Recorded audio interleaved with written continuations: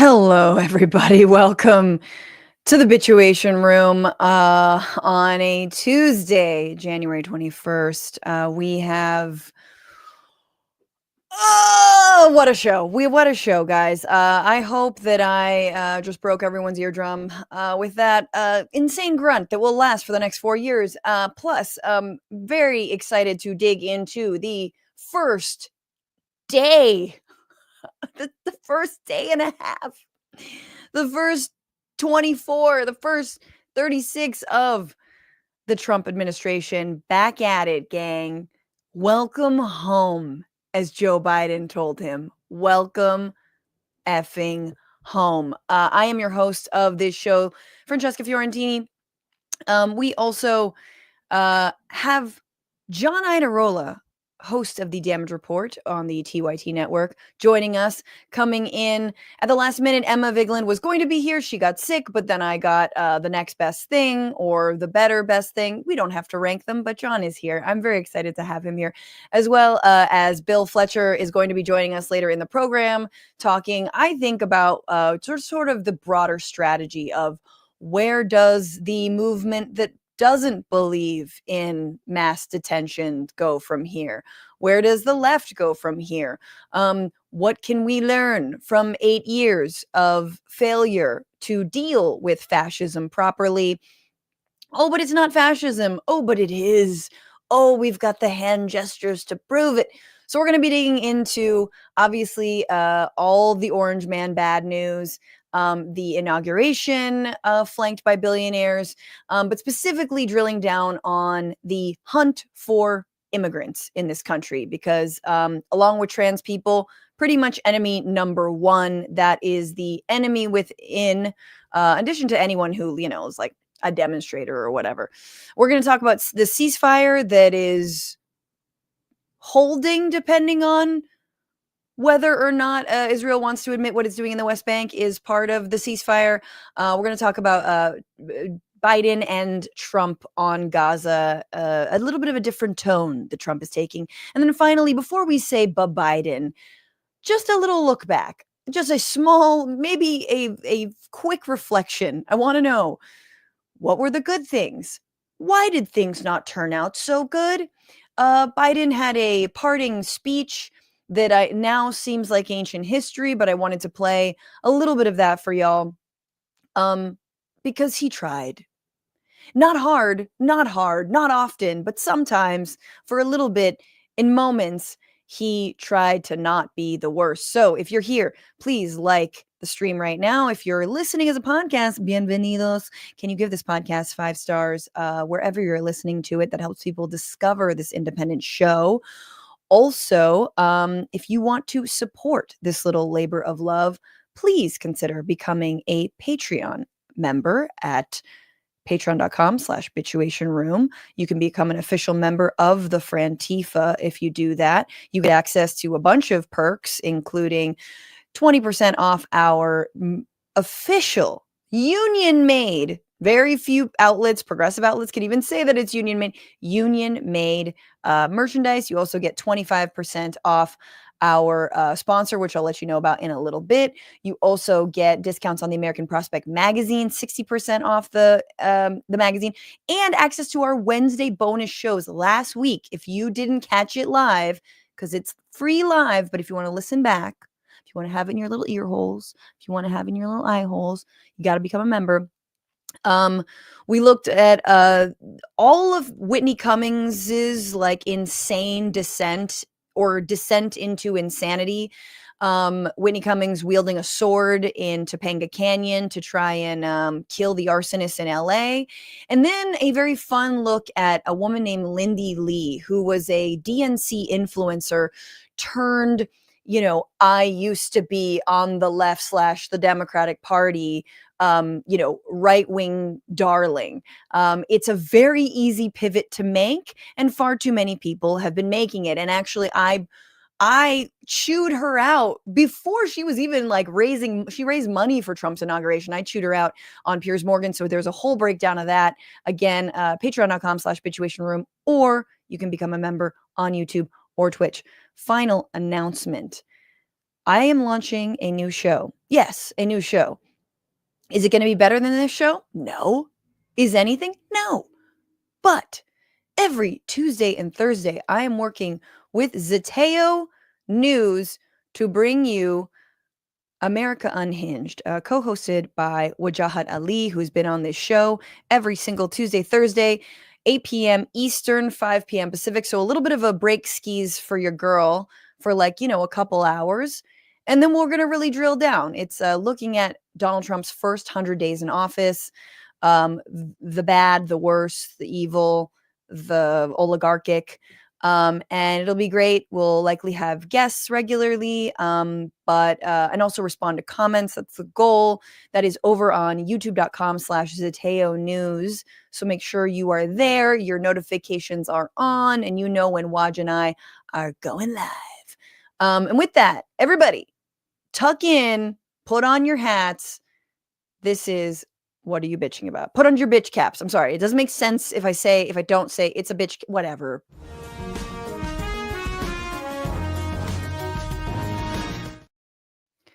In all of the insanity that American humans have been now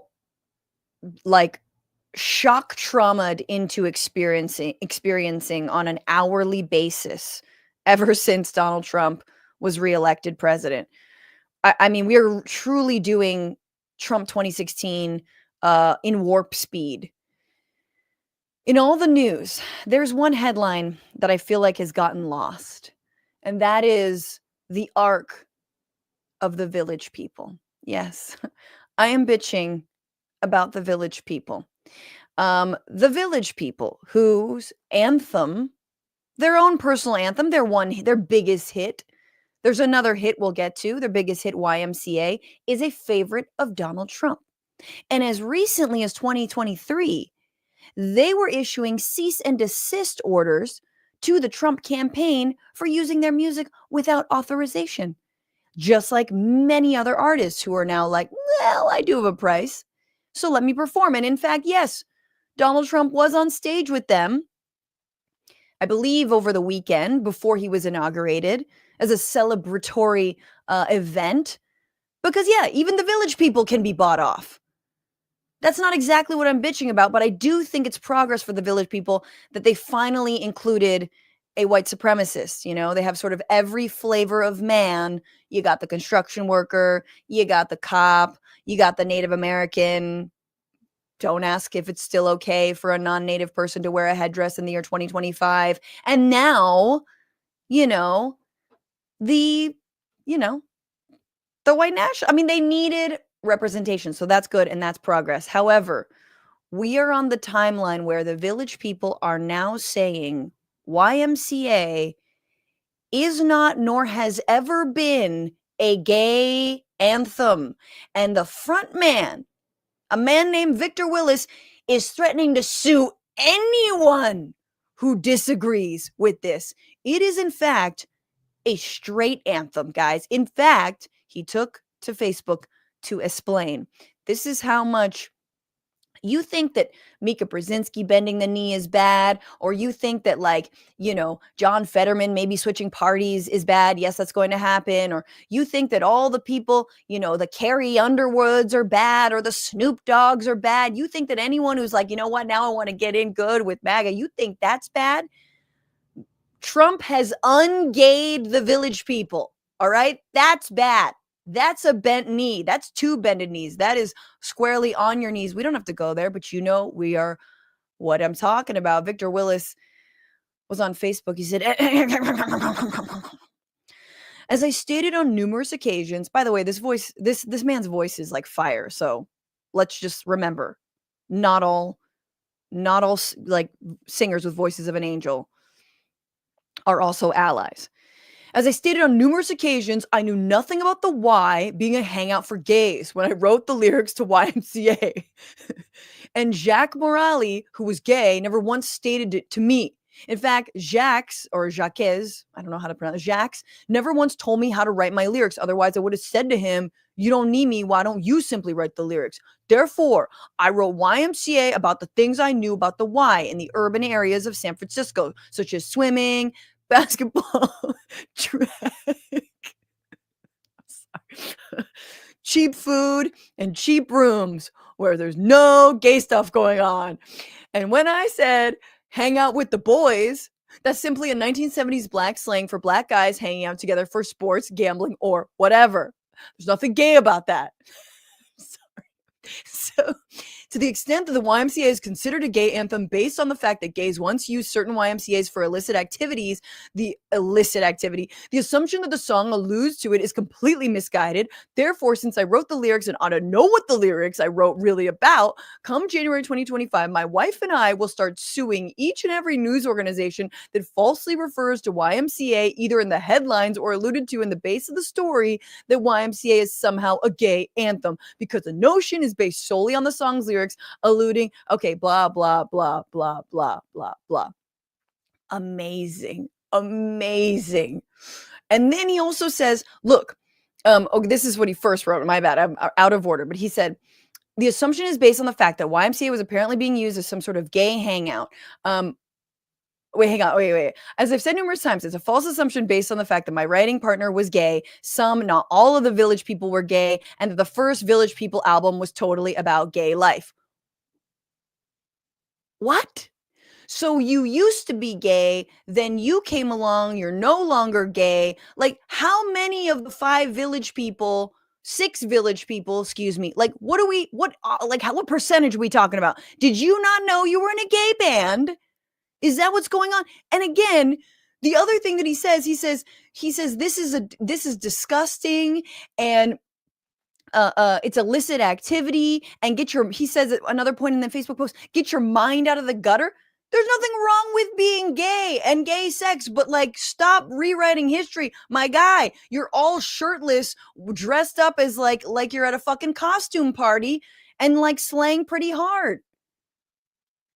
So that is what I'm bitching about, that the Village People have been ungayed. They've gone anti-woke. And look, but he does have a point, honestly. The lyrics are not gay. I mean, like, just look at the lyrics to another one of their songs, Macho Man. Here, let me just read him for you. Body, body, wanna feel my body, wanna feel my body, body, body, such a thrill, my body, body, body. Um, everybody wants to be a macho man. Um, these lyrics I made too small to read, but you get it. Not gay stuff, not gay stuff, macho man. And so for anyone who thinks that the Village People is gay, what about the other songs that aren't YMCA and Macho Man? Like the thing, that song. The other songs. The other songs. They've got other songs. Oh boy, we gotta have some fun. Everything is too bleak. And for the bleakness, guys, for your bleak days, it is a very tough January. And the people who sponsor this show, Sunset Lake CBD, know that better. It's cold for most of the country, sub-zero temperatures right now.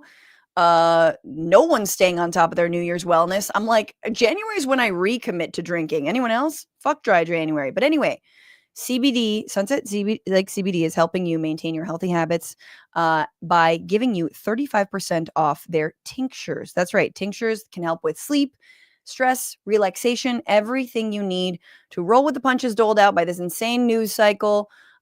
Save 35% by using the coupon code tincture in your checkout. Usually, again, it's Frantifa for 20% off if you're listening in the future, but coupon code tincture, it's a perfect time to try these tinctures. Again, you've got your good night oil, and then just all kinds of CBD with varying milligrams and varying doses. And they're so good. If you have questions, you can always hit them up. They're such a great company.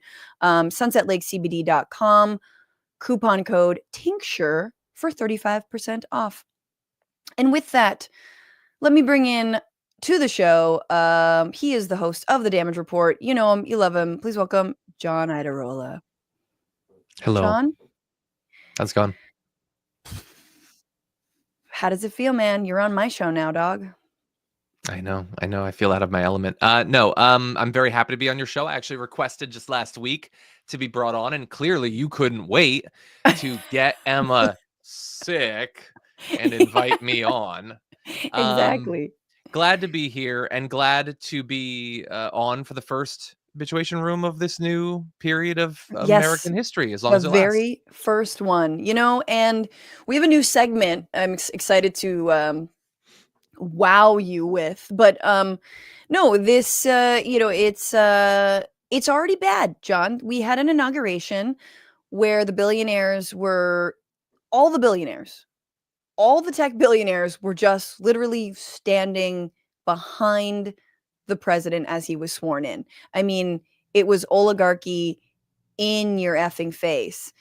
And I mean, there's a million things to bitch about, but I guess I just wanted to what are you bitching about? What particular facet, before we get into some of the deets, are you bitching about? I do now. You make me want to bitch about how blatant the oligarchy is. But anyway, I'm going to be bitching about the people this time around showing that they are not going to be able to call things like they are. They're not either going to understand or be willing to admit what this system of government is, what time we're in. And so I remember back to one of the What do you mean by that? People not being able to call it what it is? Like mainstream news outlets? So yes. So this is going to be a thing about Elon Musk giving a Nazi salute live on stage. One of the richest men in the world. It's inauguration day, and he does a Nazi salute twice. And so it makes me think of when Sean Spicer had his first thing as press secretary. And Trump, I guess, had told him, I had more people at my inauguration than Obama did. Yes. And you could look at the pictures and it was like, I don't know, 6 times more at Obama's or whatever. Yes. And Sean Spicer was like, nope, he didn't.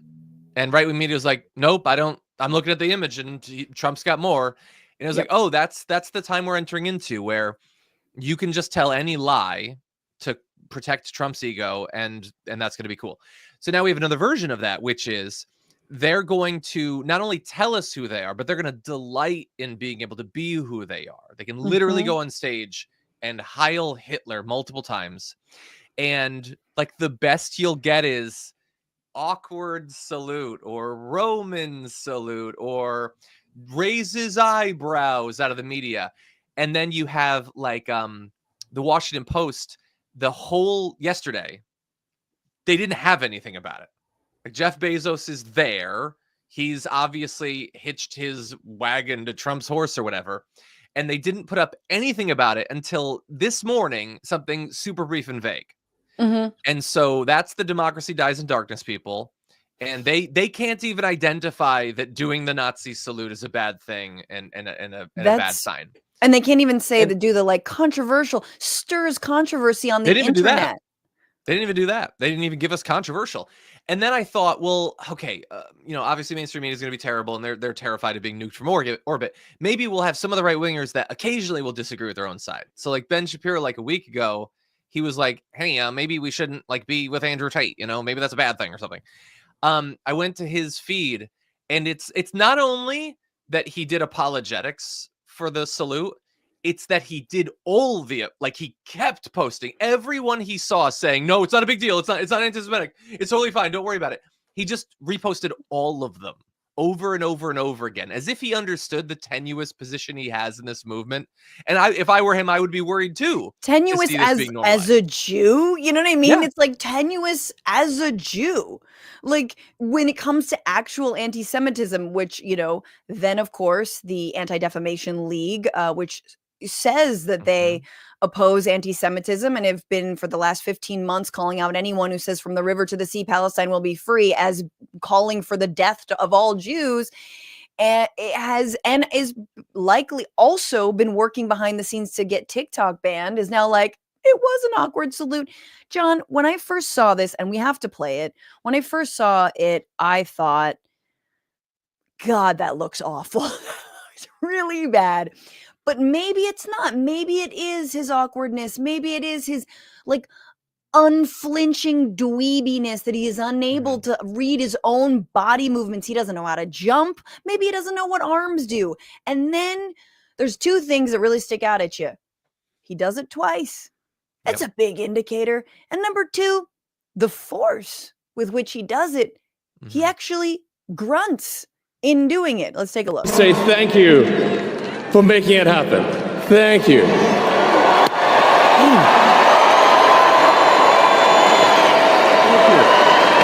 My heart goes out to you. Wait. Okay. Maybe there's a save here. My heart goes out to you. So it's a heart. What else? What does he say next? It is thanks to you that the future of civilization is assured. Ooh, a Nazi salute followed by the future of civilization. Yeah. So look, the thing that's frustrating about this. Number two, the first one, there's a, you hear that? Yeah. And so one of the cover stories that they're trying to do is he's throwing his heart, because you know how you throw your heart.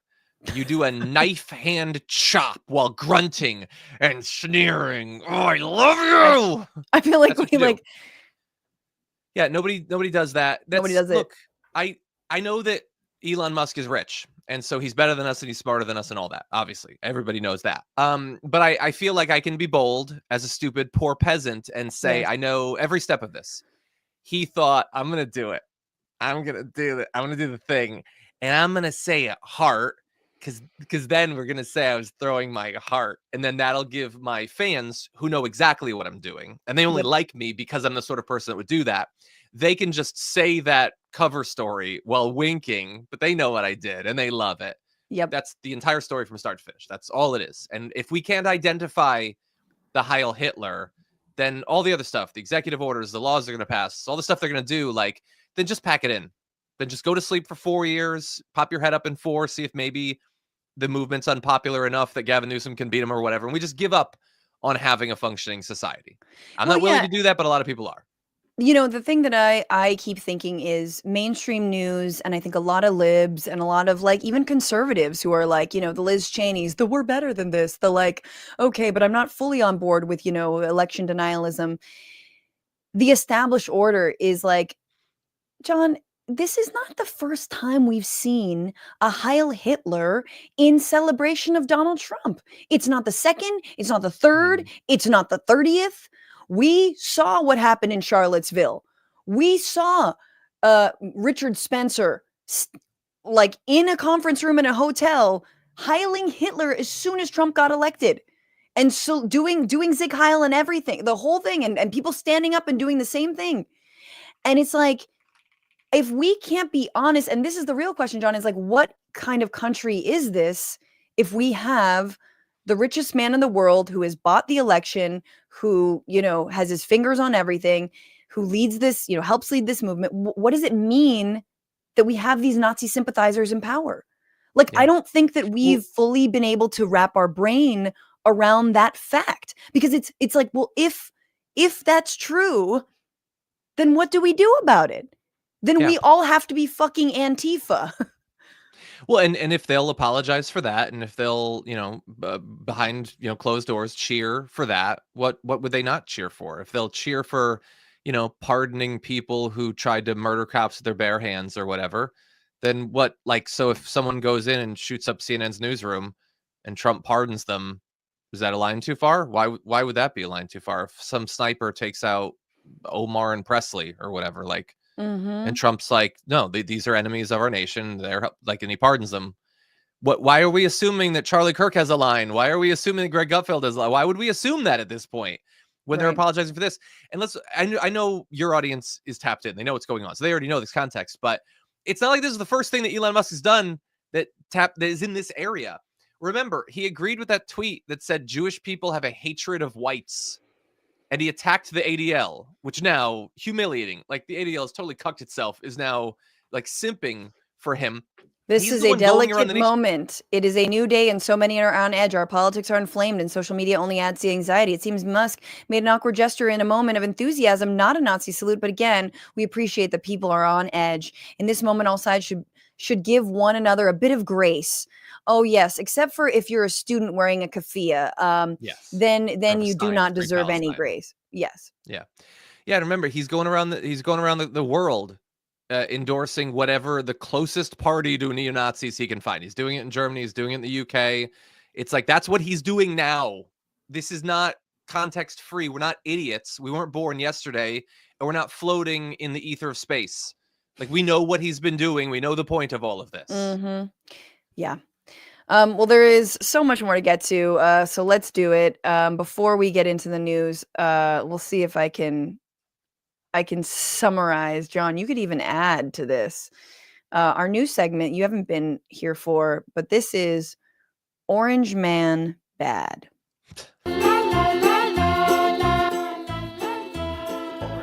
Here we go. We take all of our hurt, all of our pain, all the news, and we put it into this one golden toilet and we press flush or whatever. Donald Trump in his first day in office signed, what was it, 38, 40, I don't know, a bunch of executive orders, including leaving the World Health Organization. That one's fun. So good looking out, H1N1 virus, which is actually apparently killing bald eagles. Do you know this? Bird flu killing bald eagles. It's way too on the nose. Write something new, God.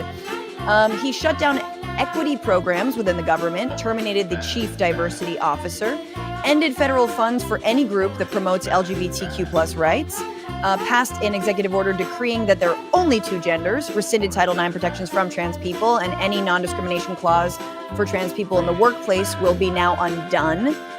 Denies access of trans people to places like women's shelters. That's fun.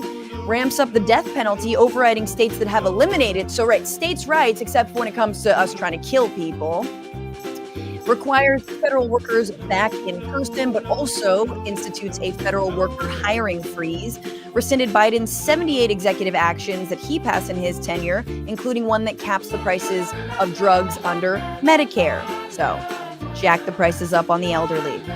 Also, an executive order preventing any regulatory action until he controls the government in full. And of course, as we mentioned, pardons over 1,500 January 6 rioters, violent, nonviolent offenders, including former leader of the Proud Boys, Enrique Tarrio, who was sentenced to 22 years. He will be, along with many others, back on the streets. And that is Orange Man Bad.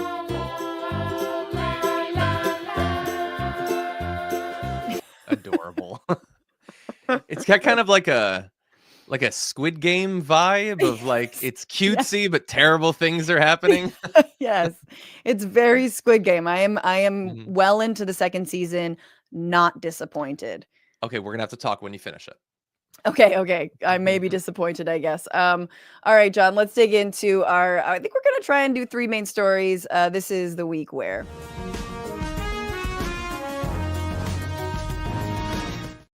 Oh, where are we going? All right. This is the week where, Trump came to power, came to office, was sworn in, was welcomed home, to quote Joe Biden, and immediately getting to work on mass roundups of immigrants in this country. That seems to be the first order of business. There have been many executive orders. This is NBC News putting this together. Number one is ending birthright citizenship for children born to mothers who are in the United States unlawfully or temporarily, unless the child's father is here legally and permanently, which is, John, that's like a really weird one to me. Like, well, you can't just be a single woman with a baby, but if there's a dad involved, like what is that? Like there is some creepy, anyway, there's more, but yes. Now, he can't just end that. You have to pass a constitutional amendment, but John, and I don't know if you've ever thought about this in all of your poli-sci studies, plus years and years of hosting the Damage Report and doing political commentary, have you ever just thought that maybe you could ignore the Constitution?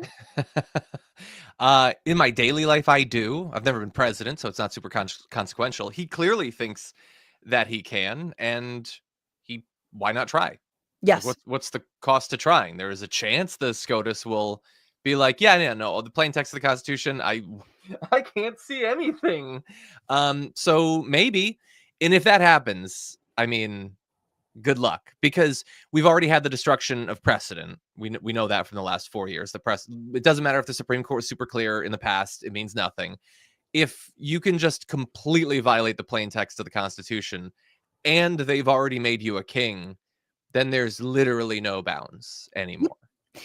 18 states, however, filed lawsuits against Trump specifically around that executive order, which would end birthright citizenship, I guess, if you don't have a father involved.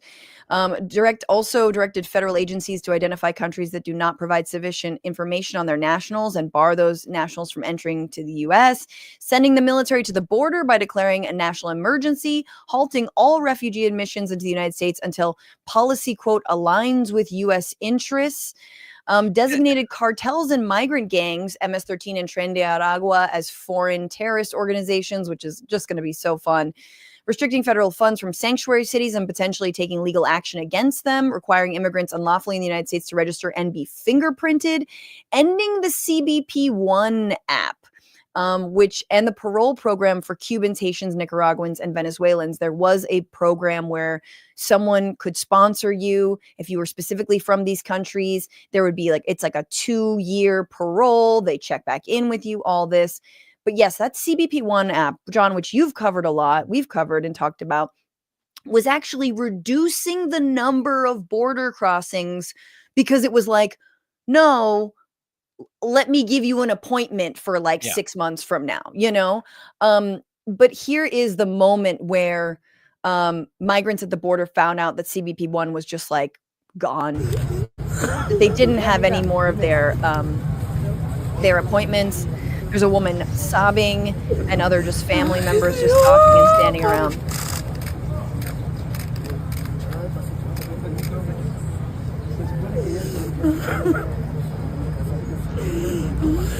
I cannot imagine, and we don't know who this woman is, we don't know her story, but I just cannot imagine having waited that long, having maybe have family in the United States, having traveled so long, having faced like endless brutality in your either home country or along the way.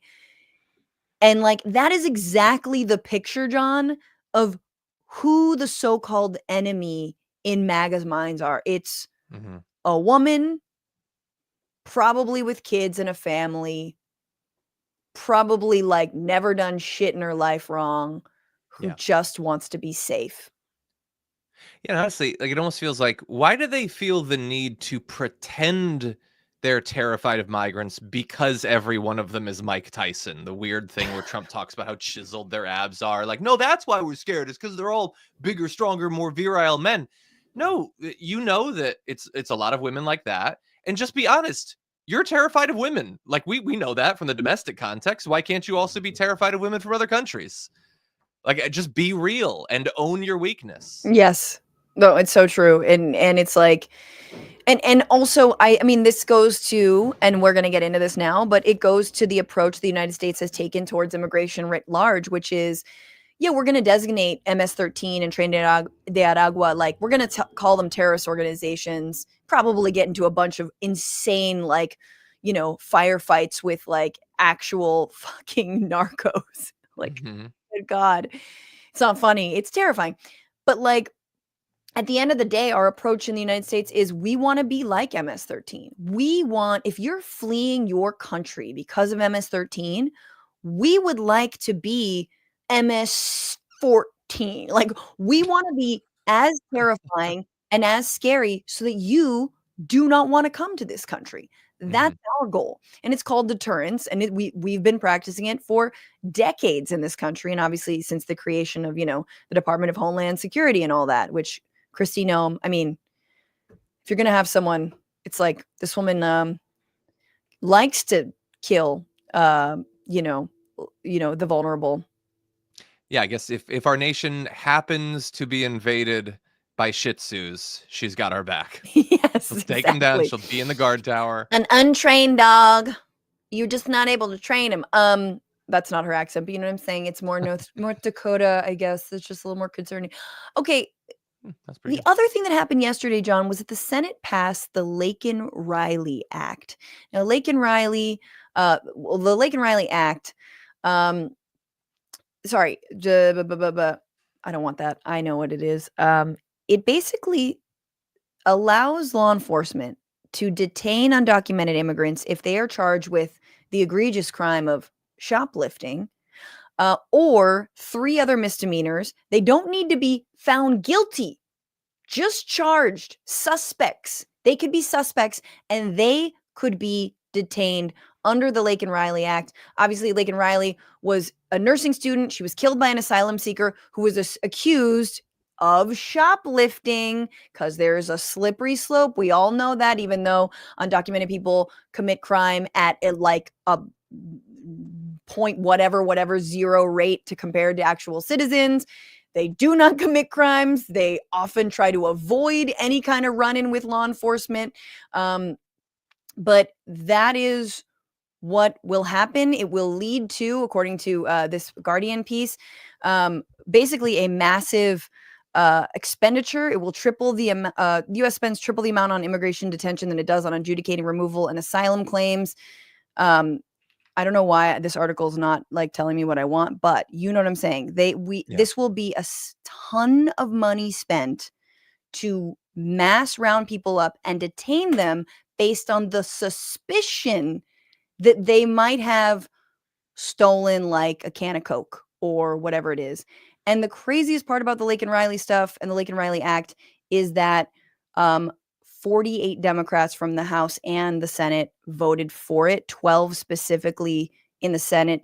Catherine Cortez Masto, Ruben Gallego, Maggie Hassan, Mark Kelly, John Ossoff, Gary Peters, Jackie Rosen, Alyssa Slotkin, Raphael Warnock, and John Fetterman, who co-sponsored that bill with Katie Britt. The woman. Well, and technically, 11 Democrats and 1 Republican cosplaying as a sweatshirt Yes, thank you. voted for it. Yeah. Yeah, a lot of them are border senators. 2 of them are from Georgia, you know, where the crime was committed, so they're gonna do that. Yeah, it's gonna cost tens of billions of dollars, which I don't know. That gets us almost halfway to public college being free for all. But no, that's impossible. We shouldn't even discuss that. It's wild pie in the sky thinking. But spending a significant chunk of money like this to deport some more people, they're going to spend hundreds and hundreds of billions of The dollars. billions of dollars it would take to detain these folks is just like insane. And all of the private prison contractors, like Geo Group and others, they are like licking their chops. They're so excited. But how are we going to pay for it, man? I mean, the rich aren't going to fucking pay for it because they're going to be, enshrining the Trump tax cuts pretty soon.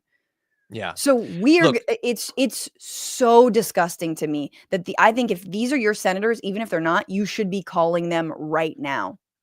It is disgusting. And who's going to pay for it? And regular conservatives are going to pay for it through tariffs. That's what they're going to do. And yeah, I looked because I hadn't seen, but Geo Group, their stock in September was less than $13.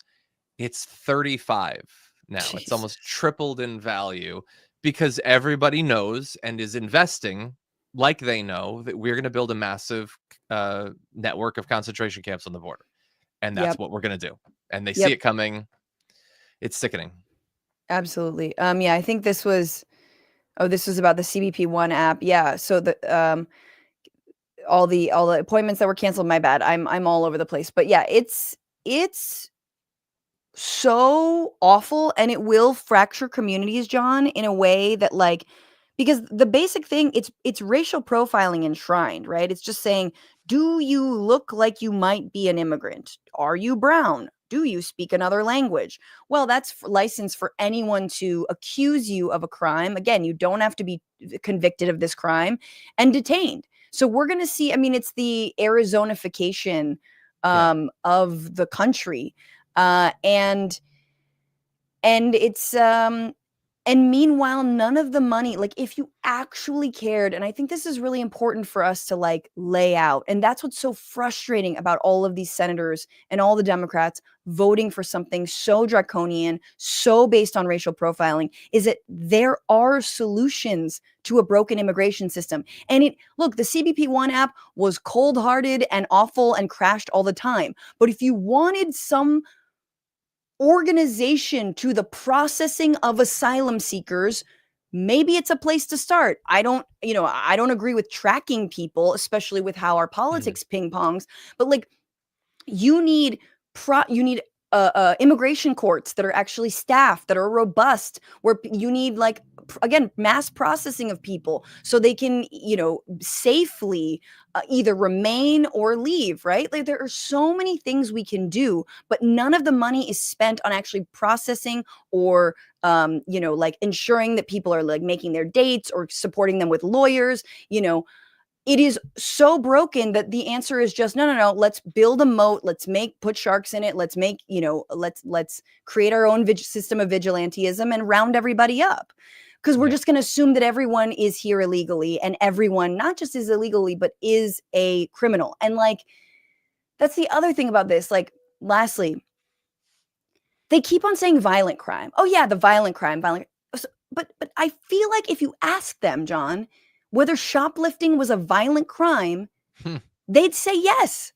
They would absolutely say yes. Of course it's a violent crime. All crime is a violent crime. The owners of the party definitely would say yes. I think whether it's a violent crime for some of the voters probably would depend on racial grounds. Yeah, I mean, look, you mentioned sharks and moats, but he literally wanted crocodiles and moats. If we get out of this with just a massive $50 billion wall or whatever, that's pretty good. He wants to shoot the migrants. He wants people to just shoot them. Remember when Fox was cheering for the border person that whipped migrants? Yeah. This is going to get so much darker than an app being destroyed at this point. Absolutely. They don't want any immigration. Well, they want a limited amount of immigration for coders and engineers for Elon Musk. But other than that, they don't want any.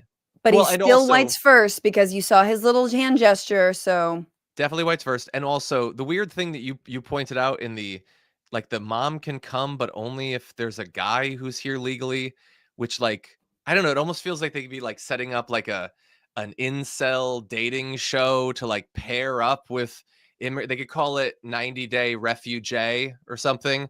I feel like they could probably get that going. But yeah, no, no, but they, you know they what it don't reminds want me of? migrants at Well, all, really, legal, otherwise. No, exactly. And you're right. This is what folks voted for. This is what we knew was going to happen. Now it is happening. It will entrap and target people who are truly innocent and have done nothing wrong. In fact, majority of those people. And I just want to say, like, the whole, like, well, if you have a husband who's also here, or the father is here, then it's okay. It's kind of reminiscent of like Ken Paxton tracking like the detainees' periods in Texas. If you remember that story, where he, like, all the women in detention, like their periods and like their menstruation was like being tracked, and their pregnancies, they were being denied obviously any abortion care. And it's like that level of like Christian nationalist human experimentation.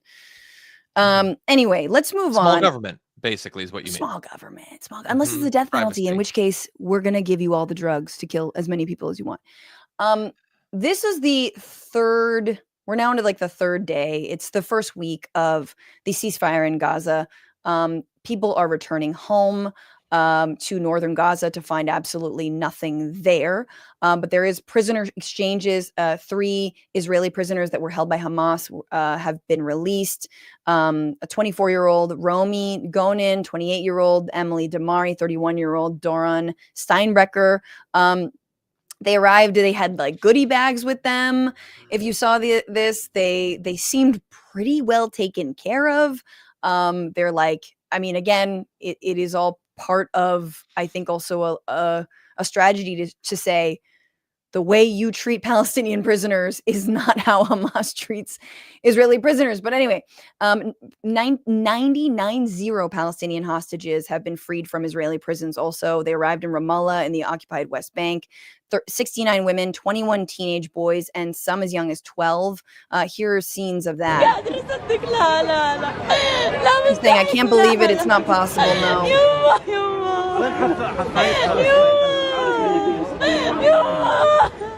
She's crying, Mom.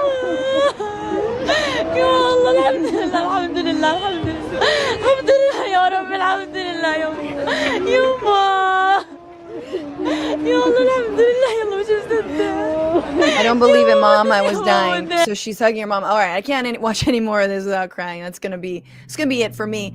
But these scenes, these incredible scenes, and knowing that 33 more Israeli hostages, will be released over the next 6 weeks. Israel agreed to release 1,900 Palestinians who are held in Israeli jails, and hopefully this happens. There have already been, John, like, I think over 200, since the ceasefire talks were announced, over 200 Palestinians have been killed. Now, in the West Bank, there have been major incursions into cities like Jenin, and it is not looking good. Netanyahu has said that he reserves the right to continue bombing if he so chooses. And again, the ceasefire happens in stages, so who knows if and when the hostages are released, Israeli hostages, will Netanyahu violate the ceasefire and continue leveling Gaza?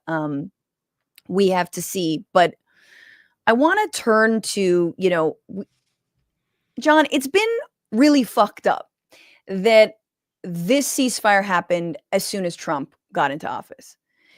And it's indicative of his overall attitude to, I think, to,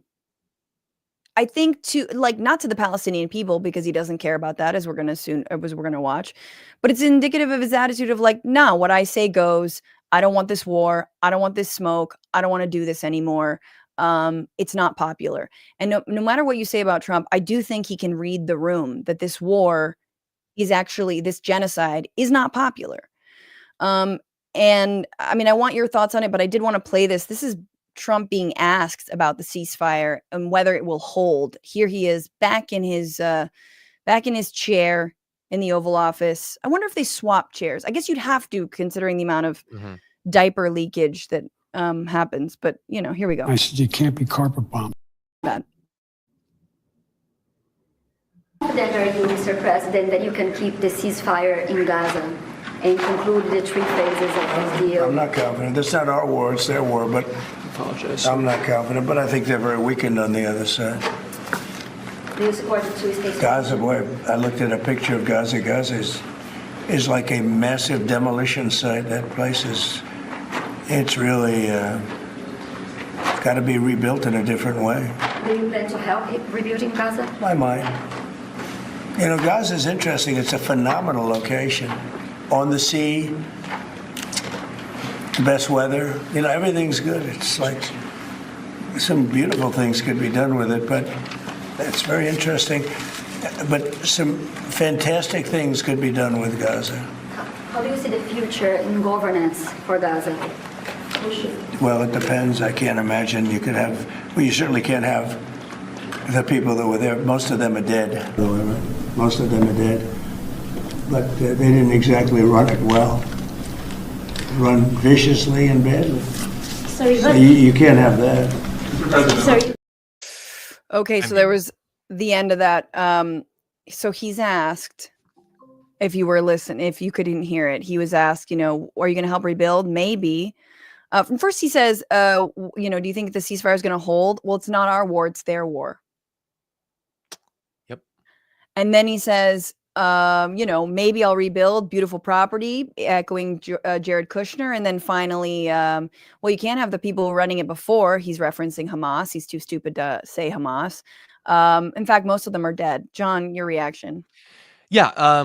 Inflation, Ukraine, Gaza, these are all things when he's running, Biden should have fixed, and he will fix instantly, faster than you could possibly imagine.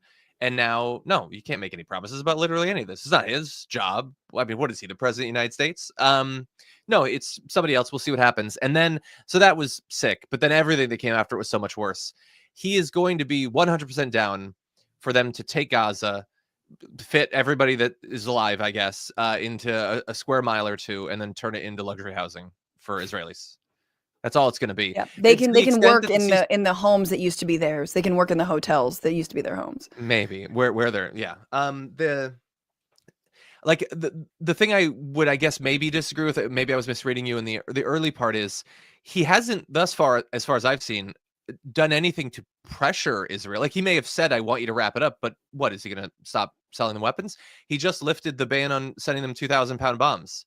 Why would they give in when there's been no pressure? Now, they might be willing to briefly do a ceasefire for a couple of reasons. One, they've already destroyed literally everything. I honestly don't even know what you do with a 2,000-pound bomb when there's no buildings left. So they almost don't even need to keep doing this because they've already killed so many people. And then the other thing is, this way he can claim victory or whatever.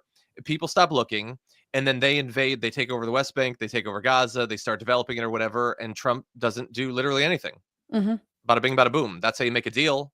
And, you know, the only thing that you lose is Gaza and the Palestinians. So I think the biggest difference is ideological. You know, Joe Biden was ideologically committed to Zionism. He's ideologically committed to whatever Israel says goes and is the perfect thing, and they must do what they must do, and all of their lies and all of the propaganda, all of the Hezbollah he wears on his chest. I mean, Blinken literally says he keeps a list of the hostages' names in his front pocket.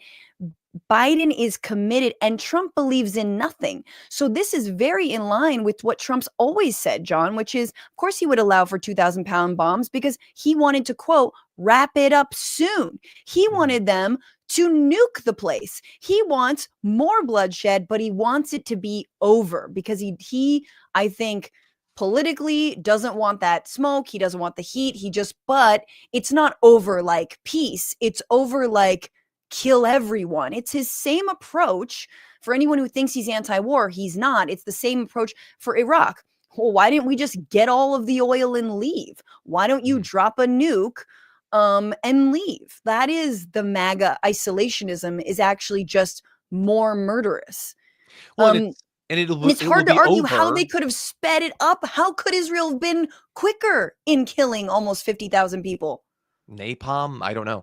And the thing is, the situation will continue to be whatever it's going to be once Israel inevitably violates a ceasefire, but it will be over if Fox tells its audience that it's over. I mean, and most of the way that they were pitching this as a war was taking Palestinian dead and then weighting it against some rockets being fired that don't do any damage. They can choose to start ignoring that whenever they want. And then boom, conflict's over. Trump Right. says it's their war. The MAGA people will accept that. It's no longer our responsibility. It was for Biden. It won't be for Trump. They can flip that switch super easily. I did just want to play this one thing. It's before we leave this topic. I gotta say, watching the scenes of joy and relief from and seeing, you know, the Israeli hostages come back and seeing that they seemed pretty well, it filled me with a lot of like relief and hope, and also pure unadulterated rage, because it makes me feel like Joe Biden, and this was a plan, this was a ceasefire deal that was on the table in May, that Biden could have made this happen earlier had he played a little bit harder and stopped rolling over for Israel. If he weren't getting played, if he actually played the game instead of being played himself. And there's a perfect moment that illustrates how much he was being played.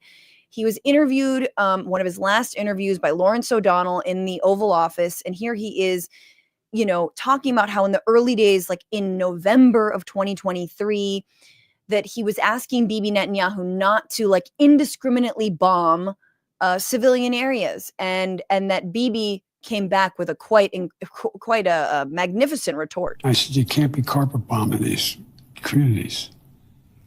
And he said to me, well, you did it. You carpet bomb, not his exact words, but you carpet bomb Berlin. You dropped a nuclear weapon. You killed thousands of innocent people because you had to in order to win a war. I said, but that's why we came up with the UN. New deals by which what we would do relative to civilians and military. So he was comparing 21st century war tactics, battle tactics, with World War II. Well, what he was really doing is he was going after me for saying you can't indiscriminately bomb civilian areas, even if the bad guys are there. Even if the bad guys there, you can't take out 2, 10, 12, 1,500 people, innocent people, in order to get the one bad guy. And he made the legitimate argument. His perspective said, look, these are the guys that kill my people. These are the guys that are all over in these tunnels. Nobody had any idea the miles of tunnels are down there. It's amazing what they built.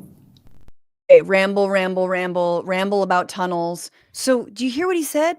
He says, but he made the legitimate argument that you killed people in World War II, innocent people. I mean, let's leave aside the idea that we are, that somehow dropping the A-bomb was like, and you know, whatever, was justified or ended the war, whatever. The Bibi's propaganda, hook, line, and sinker, is insane. I mean, that is not a commander-in-chief. That's not a leader. That is someone who is in the palm of Israel's hand. And it's so pathetic. It's so pathetic that he even buy into we are. I mean, this really is like the Third Reich, you know, marching across Poland. That's definitely what Hamas is doing. You know, the tunnels, they built amazing tunnels back then too. Like, John, I cannot get over, and there's obviously new polling out this week that showed that Gaza played far more of a role in voters' minds when they went to the ballot box, and when they, you know, thought about whether to endorse Kamala Harris or wanted to, you know, vote for Kamala Harris than originally, thought. So it's like, I can't believe that we are back to another Trump administration, because this fool bought every single lie that Bibi Netanyahu sold to him until he could get his other fashy buddy back into the White House. Yeah. The entire thing is a mess from start to finish. It was bad. It was bad every day. We covered so much of it, and I do think that it's going to be even worse. I think that they're gonna, as long as they keep things a little bit quiet, I think that they're gonna be allowed to do pretty much whatever they want. I think truly horrific crimes against humanity are going to play out. I mean, it's just the fact that since the ceasefire was initially revealed, over 200 people died. Like, one would hope that 200 people being airstriked to death, if that was the sum total of this conflict, would be horrifying. Mm-hmm. It's not anywhere near the sum total. It's just one last little thing that they got on the way out. Yes. but I'm sure they will find ways to make it worse. John, one last thing before you go. I wanted to, I feel like the news is hitting us so fast. We're going like warp speed. I feel like I've been shot out of a cannon, and there hasn't been, and I want to keep doing this, throughout like the next couple months, like a look back on Biden. Hmm. Joe Biden, it gave his final little farewell to the American people. He was in the Oval Office. Here is a bit of what he had to say. I realize it's Biden speaking. Please, everyone, take another sip of coffee. Take a look. An oligarchy is taking shape in America of extreme wealth, power, and influence that literally threatens our entire democracy, our basic rights and freedoms, and a fair shot for everyone to get ahead. We need to get dark money. That's that hidden funding behind too many campaigns contributions. We need to get it out of our politics. We need to enact an 18-year time limit, time and term, for the strongest ethics and the strongest ethics reforms for our Supreme Court. We need to ban members of Congress from trading stock while they're in the Congress. We need to amend the Constitution to make clear that no president is immune from crimes that he or she commits while in office. The president's power is not limited. It's not absolute. And it shouldn't be. Cool story, my guy. Would have been that'd be crazy if like you were the president and like could do any of that, like got dark money out of politics and like worked to basically like weaken the executive branch so no one was above the law, and so there were more checks and balances, and ban stock trading. John, had we heard any of this from Biden? So some of it late, like he was calling for a ban on the stock trading last fall. I think he was doing some of that. He did put out SCOTUS reform last summer. He did. That's true. He did. He did. A variety of these things he did do, and won't expand the Supreme Court, but no. But the term limits, that is a good solution to a lot of our problems. I think it's largely what I've been advocating for a long time. I think it would be seen by more people as a fair solution rather than expansion. Mm-hmm. Regular people, I mean. And he advocated for a good amount of that, the democracy stuff, the accountability stuff. I think that's consistent with how he campaigned last time or whatever. It's just that it certainly didn't feel like a focus early on. And he was never willing to, he was never willing to be like, Nancy Pelosi is an obstacle to getting rid of the stock trading. Yes. You need to pressure Nancy Pelosi because she is standing in my way to accomplishing it. It's always like, here's an aspirational thing. I'll let you maybe find the connections. No, you need to be a leader. Donald Trump would never just be like, hey, I kind of like this thing. I guess we'll see what happens. Same thing with John. I was going to say, like, I couldn't remember if it was Joe Manchin or John Fetterman, because at this point they are now, John Fetterman has become Joe Manchin.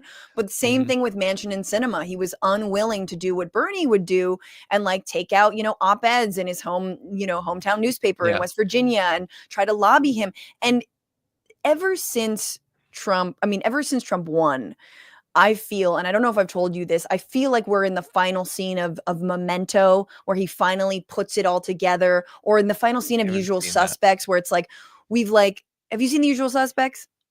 A long time ago. Ugh. Basically any movie where at the end you're putting it together and you realize all the clues that have led us to this point were already there for the taking. Oh, Harry Potter and the Prisoner of Azkaban. There you go. Exactly. All the clues, I think we had this exact same conversation, but we're too old to remember that we did. All of the clues that showed us that Joe Biden was walking us back into the hands and arms of Donald Trump, I think were there when he abandoned Build Back Better because he couldn't get his own party on board, and kept on capitulating. And I do think that Biden is like maybe the last president of a neoliberal Democratic Party, meaning a Democratic Party that believes in, hyper-capitalistic, and again, he wasn't hyper-capitalistic. He did a lot of things, whether it was the FTC or the NLRB, but the last president that said, okay, the status quo can hold and reforms will work. And we don't need to turbocharge any real change here. Trust me, the status quo can still hold, and it can't. And it certainly Yeah. can't in the face of Donald Trump or I think fascism. I agree. And it can't even win a campaign against it. In terms of like a postmortem of him, it's like the nicest thing I can say about him is simultaneously a massive indictment of the Democratic Party over the last entire life of mine, is that he was the most progressive president we've had. And that's so sad. He was. And maybe did do the most. I mean, And that was the most? Yeah. You know, and it depends on like the lens you're looking at it from. I guess from the economy, yes, but from foreign policy, no. But Maybe. yeah, there was some good ideas, man. And finally, he Jack. is and was, Jack, way too old. Yes. Too old, and not in age, but in brain. You listen to him speak. It doesn't matter. Bernie Sanders, I don't care. Run Bernie Sanders for as long as you want. The guy wants to run for re-election. I don't care. But Biden cannot get his mouth around words. No. Anyway, No. Yeah. John Iadarola, you're wonderful. Thank you for joining me for the Bituation Room. Everybody, if you're not watching The Damage Report every single morning, Monday through Friday at, what are we at? 10 p.m. Pacific, 1 p.m. Eastern? Yup. What are you doing with your lives? You should be watching it. You should be subscribing. We love John. I will be on Thursdays on The Damage Report. My new Mondays are Thursdays. So They'll be fantastic. They'll be fantastic. They'll be Thurstastic. All right. Bye. You're the best. Thanks, John. Thank you so much for being here. And with that, I want to bring in my next guest. He is the former president of Trans-Africa Forum, a senior scholar with the Institute for Policy Studies, and the author of many books, including They're Bankrupting Us and 20 Other Myths About Unions. Please welcome Bill Fletcher Jr. Hi, Bill. Hey, how are you? You know, I'm okay. I'm all right. We covered the Nazi salute. We covered some basics. We covered the billionaire inauguration. But there's a lot more to talk about, Bill. I haven't spoken to you since Donald Trump was reelected, and we need guidance. I think my new sort of tack on this new world order is what are we building? What are we building, right? And I think that's a really good question. But there is a lot to say. There's a lot of places to start. But I guess maybe I haven't heard your postmortems of the 2024 election. What is it that you're walking away with that still is sticking with you, especially when it comes to the Democratic Party, maybe? Well, first, again, thank you for having me back.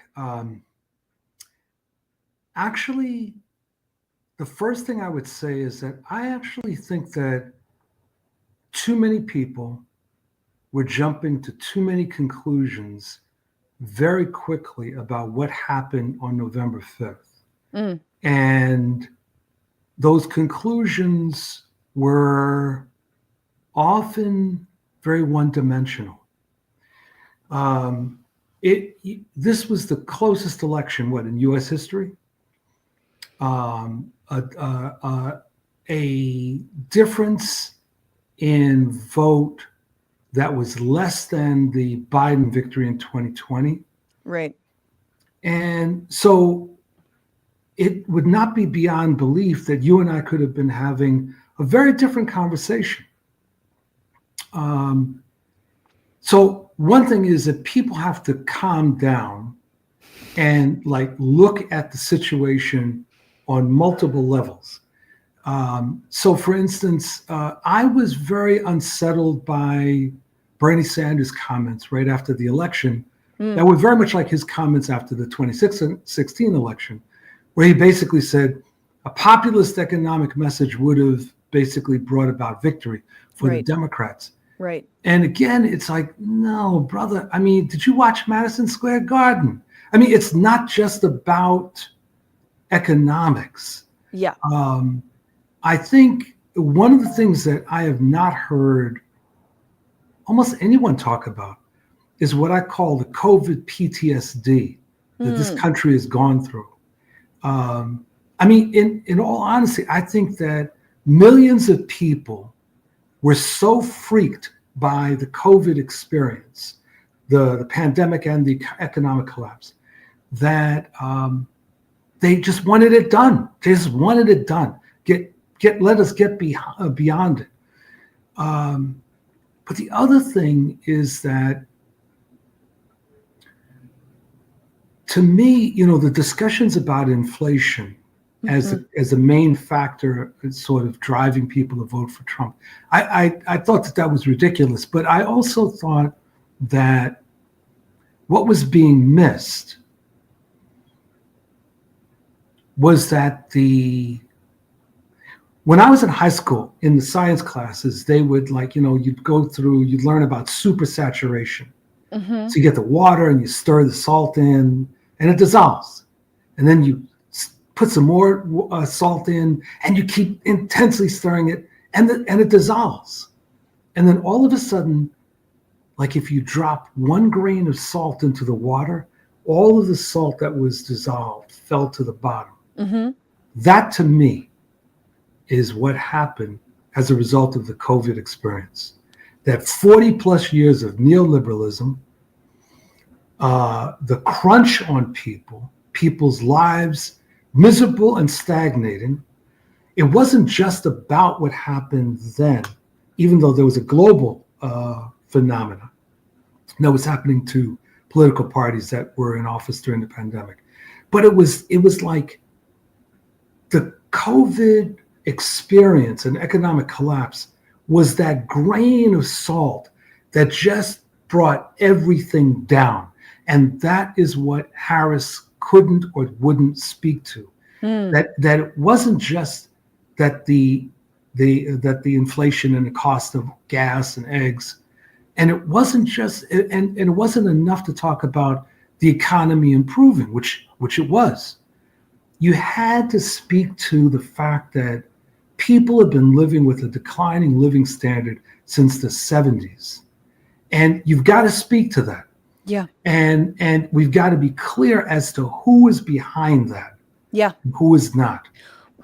To that point, first of all, I do think I think that's a really important point. I want to put that aside 1 second, but to the point of Bernie Sanders and his immediate postmortems, I gotta say, I agree with the critique, especially as someone who watched, I think as we all did, Bernie Sanders go real easy on Joe Biden, who he was running against, and because he was ultimately his friend and they had both been in the Senate and they were just, and it's like, no, but, and again, I don't think it's sexist or racist, but it is interesting that he was very eagerly able to say that about Kamala Harris's campaign, but then wasn't able to say that about Joe Biden's campaign. Man, it's the same campaign. Okay, right. So I thought the same thing. I agree. Yeah, man. I'm like, what about your buddy who you handed the nomination to because you didn't want to actually attack him in the way that you attacked Hillary Clinton? And I love Bernie, but I do think the thing that he was right about in the postmortem was something you just said, which is name the enemy. Right. Donald Trump is able to name his fabricated enemies and it gives people a narrative. Everyone's searching for meaning and conspiracy theories. COVID really, again, brought that out in everyone. But when you can name the 1%, when you can name corporate greed, and you can give a framework for all the chaos that it seems that you're living in, which is actually a correct framework, right. It is very galvanizing, and it gives something for people to fight for and against. I agree 150%. And see, I was listening to the end of your last interview, and there were two things that I wanted to say actually as a result. Yeah. One was a sort of minor thing, which is I never criticized the way Biden speaks, in part because he was a stutterer, and he's lived with that, right? So I just want to offer that as a little bit of a caution. But I thought that you were right about his his administration was not the quintessential neoliberal administration. It definitely was not. Yeah. But, and here's the big qualification, and as you pointed out, and I want to echo this, that it was sort of it was like his failure to repudiate the past, not simply do something different, but actually repudiate the past and acknowledge, no, you know what, we screwed up. Yes. And there really needs to be a different path. And his unwillingness to do that, as well as something that a couple of commentators have pointed out about the unwillingness of his administration to go on the offense after the 2022 midterm elections, when the Republicans took over the House and they started trying to roll everything back and letting various legislation expire. That was the key time when Biden and Harris should have been out in the fields, really just waving the sword and demanding a fight back, and they didn't. He started to go around and remind people of the investments that the Inflation Reduction Act had done. It was when he began campaigning, but it was so clear that the guy didn't have the gas. And then, of course, that's right. You kept the shortest leash on your vice president possible, and then all of a sudden now she's going to run in with 4 months or 3. You're just like, yeah, that's a reason to not keep a short leash on someone. If you're actually a transitional candidate, you have to prime your successor better than you did. But yeah, and I think that's really important. Like I'm always looking at other countries and how their new leaders have broken out. And you look at Nayib Bukele in El Salvador. And one of the things that he was able to break out, the reason he was able to break out in the way he did was because he came from, I think, not the Arena party, the other party, whatever. He came from like the basic liberal party, came up through the ranks, and then was like, nah, I forsake them. They suck. The right-wing party sucks. I'm something new. And like, we have to understand that the world over, people are sick of often a duopoly or three parties, 2 parties, 1 main party. And they love candidates that can either be independent or say, just like Bernie did, like the Democrats have been on this, we need to get back to the days of FDR, stop with the neoliberal economics train, stop with the war and militarism train. And that gets you so much cred this day and age when there is such a crisis of legitimacy. But Bill, how are you feeling about the Democratic Party? I don't know. I don't even really care about the DNC chair fight because I'm like, I don't even know. Obviously, pragmatically, this might have to be the vehicle against Trump. But if they are not willing to run someone who can make a break with past Democratic, policies and the Clintonisms of it all, then what are we doing? We know we can't win. So how are you feeling about the Democratic Party? Sort of the way I always do, which is that it's a battlefield, and that's it. It's not a party, it's an alliance. And so everything depends ultimately on whether we get our forces together in an organized way and go beyond the candidate. Now I'm not disagreeing with you on the importance of candidates. What I'm saying is that we need more cohesive organization among progressive forces that are operating within the Democratic Party, whether it's the Justice Democrats, the Working Families Party, whoever, with a real plan. Yep.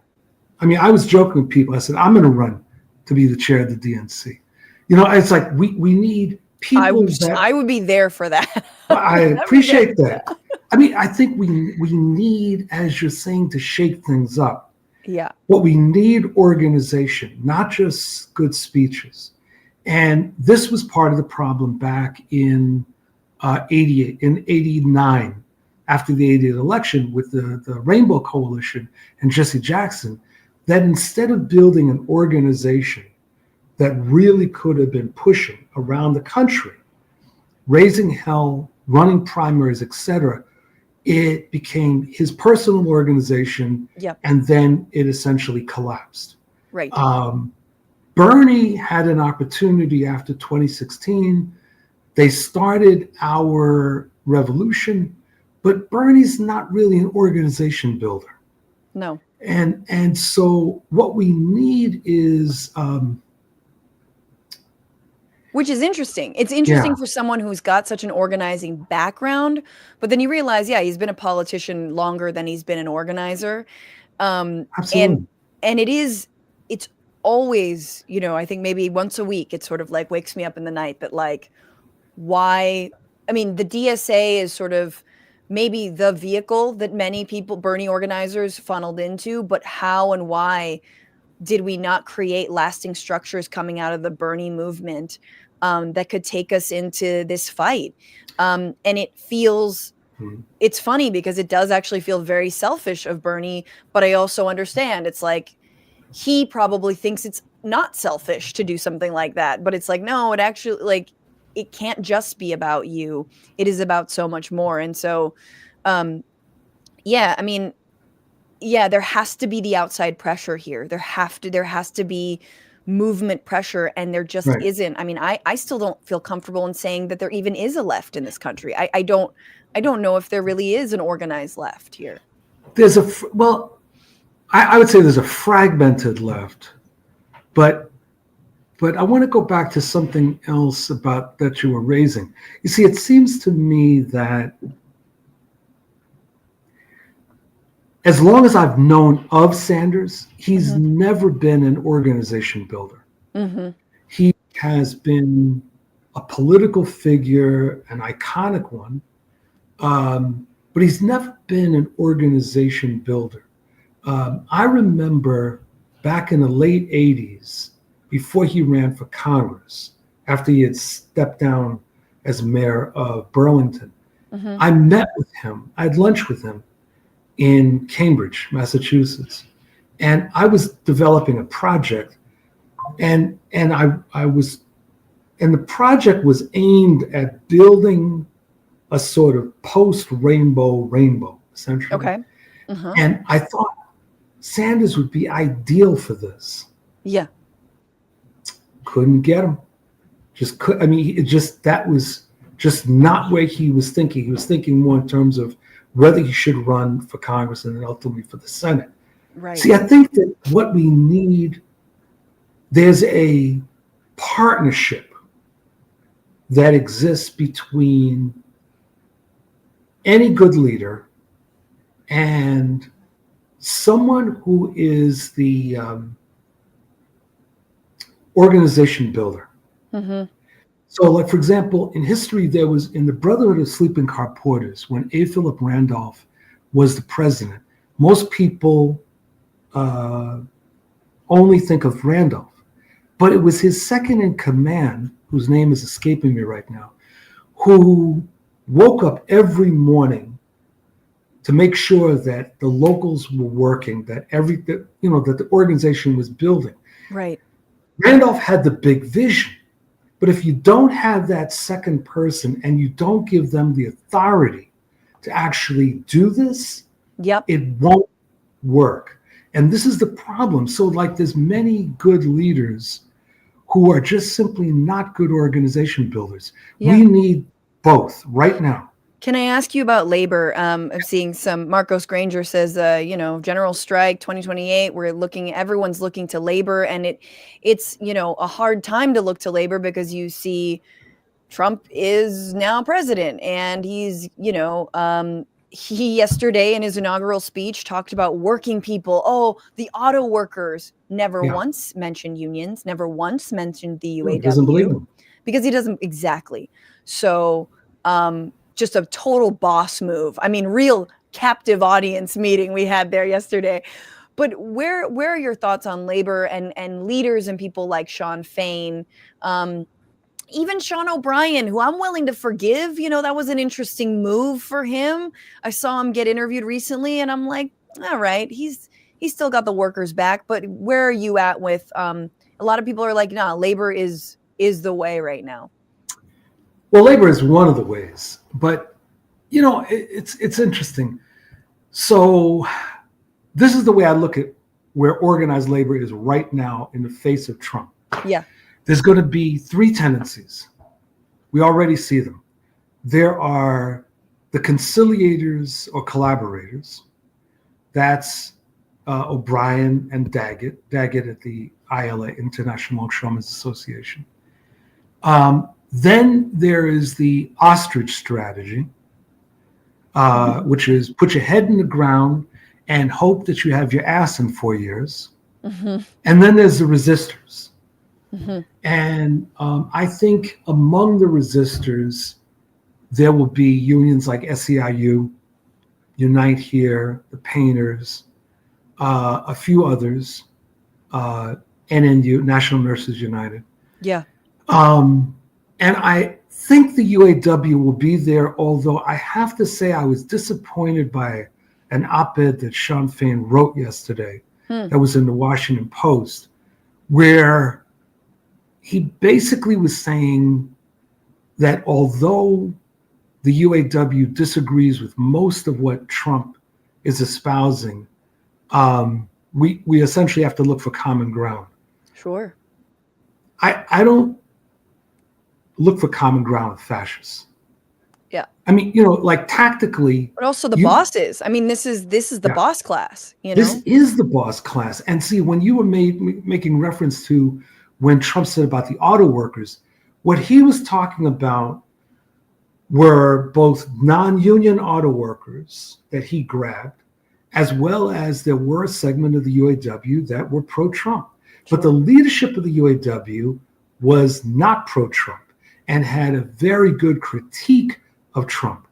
I mean, this is a guy who's a strike breaker, but he is not just a strike breaker. He is someone who is fundamentally a deal maker. So, for instance, the strike that was the pending strike on the East Coast docks, it got settled. Now, the president of the ILA, this guy Daggett, basically thanks Trump.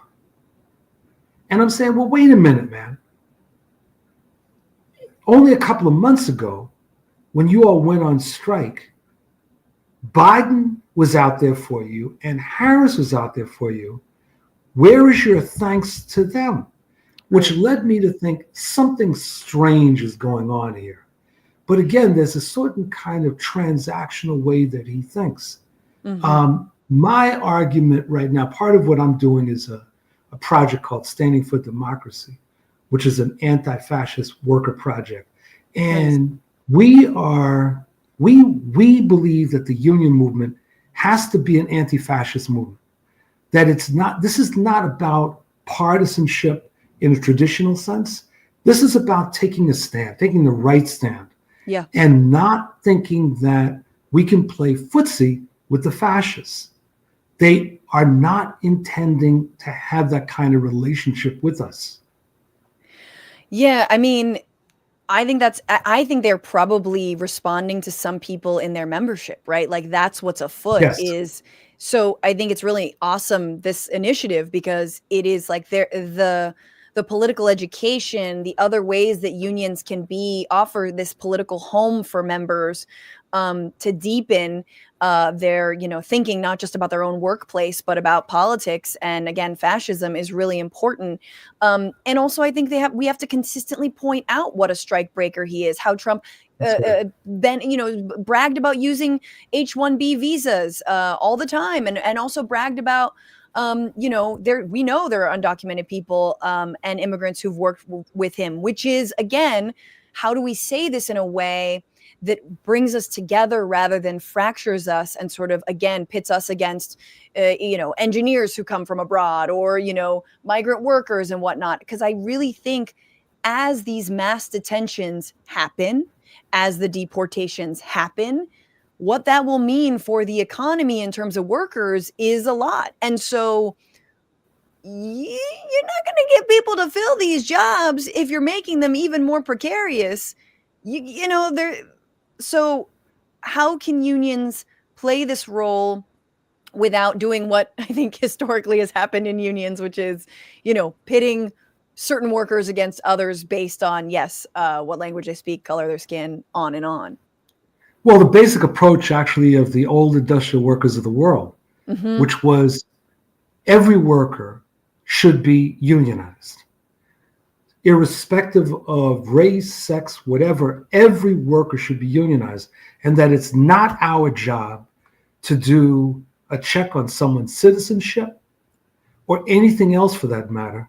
If they're working with us, if they are in the industry, they are to be unionized. We need to build them as fellow union members, as comrades. Yes. And that's the approach that we need to take right now, because I was reading something from Robin Kelly the other day, very important piece where he was emphasizing the importance of rebuilding solidarity, the sense of solidarity.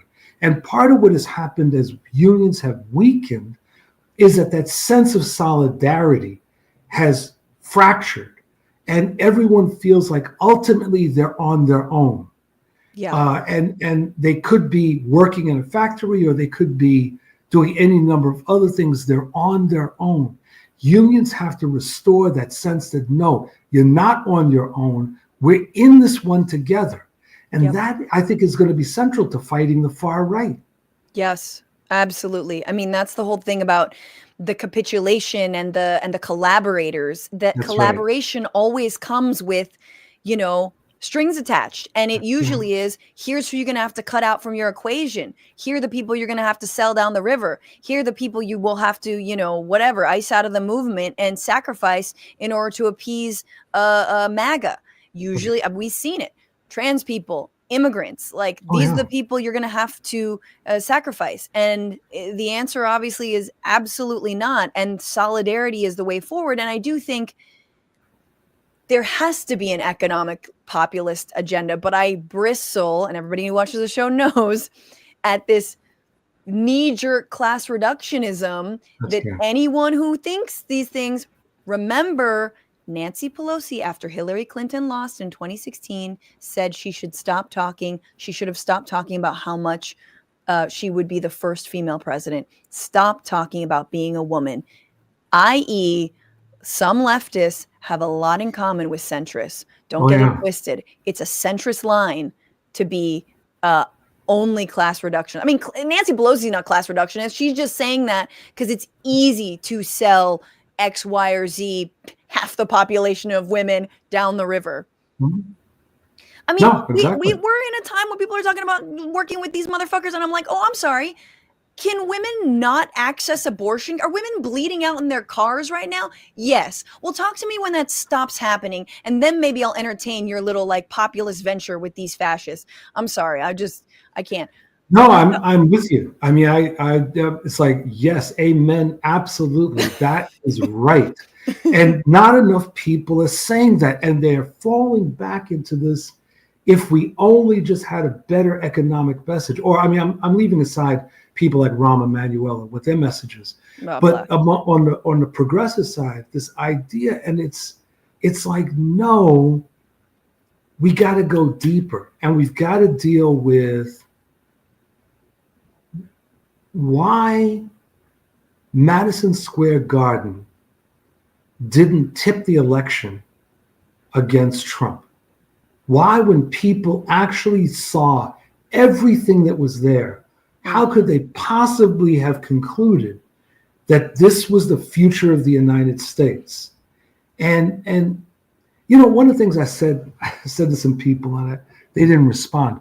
I said, when I hear some of this about the economic stuff, I think about this. If a black guy had been running for president and a white woman had been his opponent, and the black guy had called the white woman a whore, what is the likelihood that that person would have won an election, let alone gotten out alive out of her?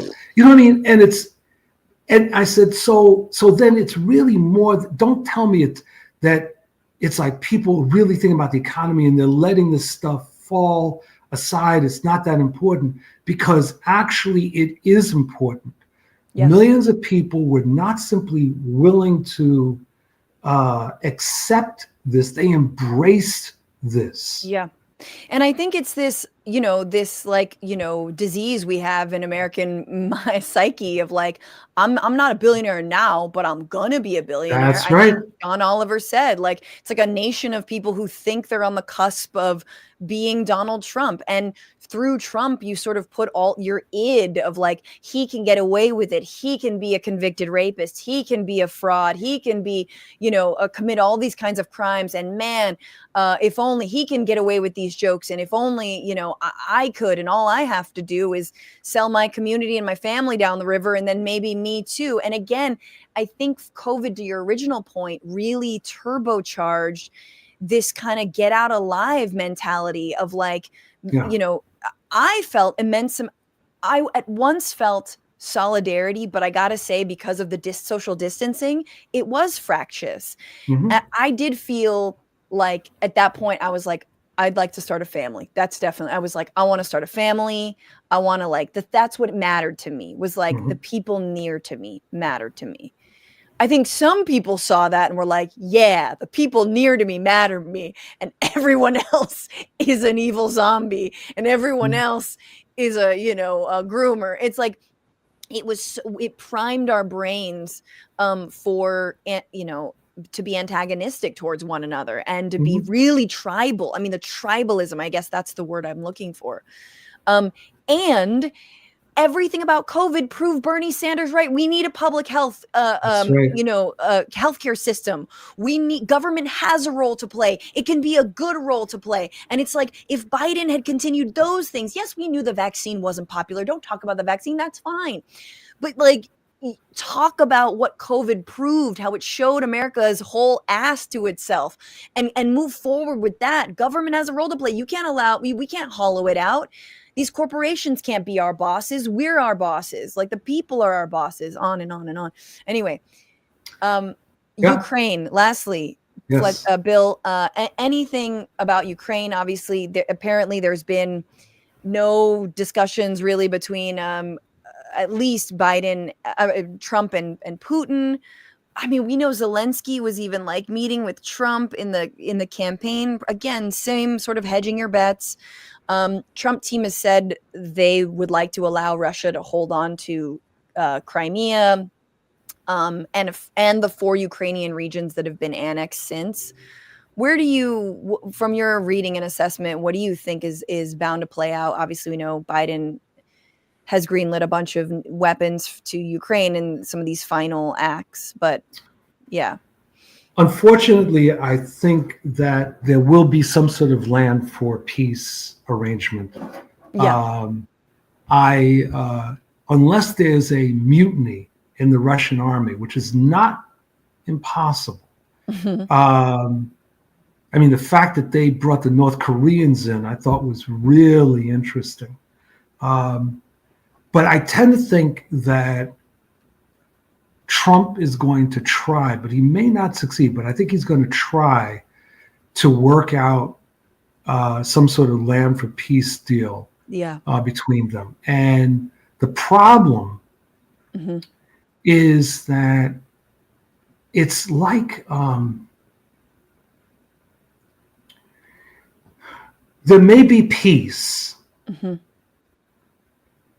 in there for now, but the anger that is going to be brewing in Ukraine might at some point come back in a very, very ugly form. In other words, war could conceivably break out again when Ukraine feels stronger. And who knows? I mean, they could develop their own nuclear weapons again. Or when Putin decides that he wants more land. I mean, that's right. Putin wants Kyiv. Like, it's like, if we've learned nothing, it's that Putin will eventually continue to encroach on Ukraine and get more and more land. He's not going to be satisfied. I mean, I'm someone who wants to see some sort of peace agreement and all that, but we're going to talk more about that on this show in the coming months. So, good. But I appreciate your work and especially sort of imbuing the left with some of this wisdom and knowledge around Ukraine as well is important, including everything else. Bill Fletcher Jr., you're wonderful. How can people read your writing, follow you? So I thank you. I am BillFletcherJr.com. I'm on Twitter and Blue Sky and also Facebook. And by the way, I'm actually, I don't know what you're thinking these days. I'm actually very ambivalent about the notion of leaving Twitter. Not because I have any love for them, but because there's a lot of people there. And I'm really worried about progressives deserting that platform and leaving it wide open to the right. But that's so I'm there. I'm also on Instagram, barely. So he's on all the things. Yeah. Bill Fletcher Jr., you're wonderful. Thank you so much for coming on. Come back very soon. Appreciate it. Appreciate you. And Bill was on a year ago. I think he was on after that, but a year ago, sort of like, I feel like it's like the State of the Union vis-a-vis Bill Fletcher. So I've always appreciated him. And I appreciate you all for being here, for listening, for all your super chats, for all your comments, and also for the people listening as a podcast. You know who you are, and I love you. Some comments, and then we'll F off into this good night. Oh, yes. Okay. Sarah, hang on. Chris Huggins, thank you for being a member for 5 months. I love your show, Franny. I also love that you took on Jank. Made me proud. I also love that John Iadarola is joining you today. Well, you just love everything, don't you? When you just like, you love her, not a fighter? Just kidding. Thank you. Thank you, Jackson, for your super chat. Should the Democrats primary every Democrat voting for Laken Riley? Yes. I don't know if it's going to work. You certainly should call them, especially, and every person who gets swept up in this dragnet of if you shoplifted, you will be detained. They should know their story. So that's on all of us. Benjamin Morrill, thanks for being a member for 11 months. Fran, thank you for fighting on and not capitulating to the insane fascism. I wouldn't know how to if I wanted. Linda Martinson, thank you for your super chat. This is going to be so good, and I just got home in time, and hope it was good. And Robert, thanks for your super chat. We can stop paying attention to TYT and Jank because they are roadkill, but remember how pleased Jank was when Elon replied to him on Twitter? I wouldn't go so far as saying roadkill, but, it speaks for itself, y'all. It speaks for itself. Let's see. Oh, Danny LDD saying, I am Blakely's been demonetized on YouTube for speaking out on Palestine. Okay. I'm on it. I'm on it like a bonnet. Thank you for letting me know. Over on Twitch, Ocam Sazerl says, they're being deported back to the village. I guess that's the village people. Running Bear says it's not the original Village People. It's a new group that won the name in a lawsuit. Boo! Boo! The Village People saga goes deeper. Rachel Atwood singing Macho Man at me. Thank you for that. Oh, yes. Texas Dragon fan in the Navy. If there was a song that was gayer than YMCA and Macho Man, it's In the Navy, people. In the Navy, you can feel just like a man in the Navy. Girl, I love Village People. I'm a big Village People. Like when I was like 6 or something. Hell yeah, Village People. In the Navy? Damn. All right, we might have to look at that in the bonus episode. You guys are reminding me. Starshine song, maybe the Oath Keepers will name their not group the Young Conservatives Men Association, YMCA. Chris Huggins, thank you for also reminding me about In the Navy and for your super chat. Jackson says, Shaky Gurga isn't going to like you going after Elonia. If you know, you know. Michael Anson, he's autistic. That's why it's really annoying me. The ableism is real. Yeah, no, he's not autistic. He's a dweeb. He's a Nazi. He is terrible. Leonard Peltier finally going home. Yes, I forgot to mention that. Thank you, Vitingale, and thank you, QX. Just saw Jank having a beer with Tom Homan. The borders are okay. That's gotta be a joke. Otherwise, I'm gonna freak out. Big Shoe says, I love you. I love you too. Heather Merkins can't wait to watch American Unhinged tonight. Miss Kaylee telling us that Anna was on Megyn Kelly. I didn't want to know that, but I did actually know that. Fran and Waj is going to be a great show, says Jay Mensa. Dave, thank you for your super chat. In 91, Hitchens wrote Stuck in the Sand, making a case against realpolitik and for liberal principles, but that idealism failed in Iraq, Gaza, Honduras. Maybe Trump isn't anti-war so much as anti-liberal status quo. Okay, I appreciate that. I appreciate that. Yeah, I think he's both. He's anti-establishment. That's why people like him, right?